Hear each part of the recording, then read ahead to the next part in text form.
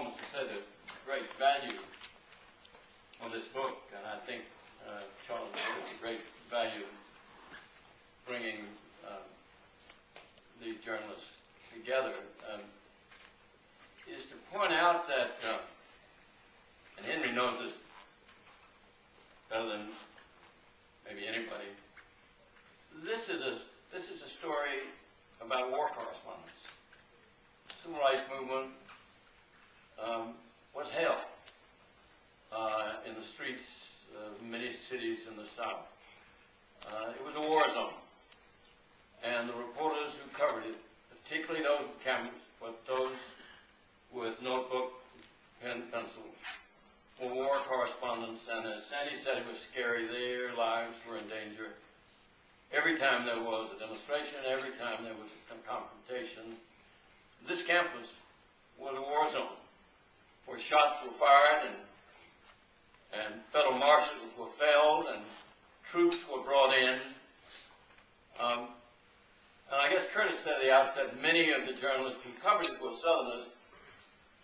And looking at the age of most of you in this room, and I know you know this, but if I could just dwell for a moment about my time as your age in a southern city coming up, this meeting would have been a violation of the law. It's multiracial. I came up in a city. If you were an African American anywhere you wanted to go, needed to go, had to go, you couldn't go. There's a local ordinance, a state statute, a federal policy, so you can't go there. You can't go to the hospital. You can't go to a restaurant. You can't go to a hotel, motel. Can't go to many of the parks. Can't go to the bathroom. Can't go to a water fountain.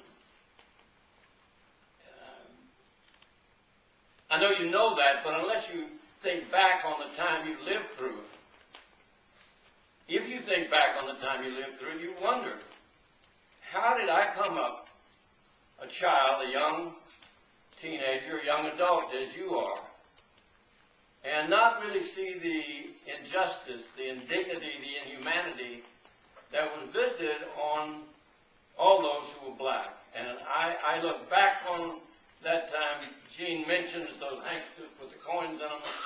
How many times I've seen Rosa Parks' counterparts in Nashville take their coin out of that handkerchief to put it in the city bus depositor, struggle the back of the bus where the sign said they had to go.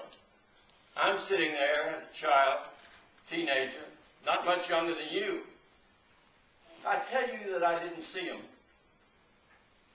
didn't see those counterparts of Rosa Parks in Nashville, Tennessee, it's hard to believe. If you read Ellison's book on The Invisible Man, he said they didn't see us. And I looked through them, over them, under them. I never saw them. And in thinking back on it, I'm saying, where was my head? Where was my heart? What were my parents thinking about?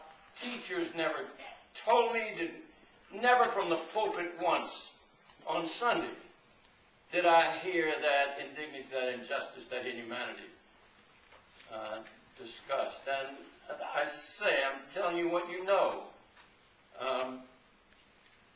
But I think just for a moment, you think about this place today and how it is and how different the South is. The value of the book is to remind us that we dare never forget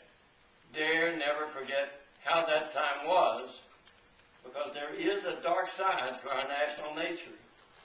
And periodically, some minority group suffers from it. And so I thank you both for helping us all remember.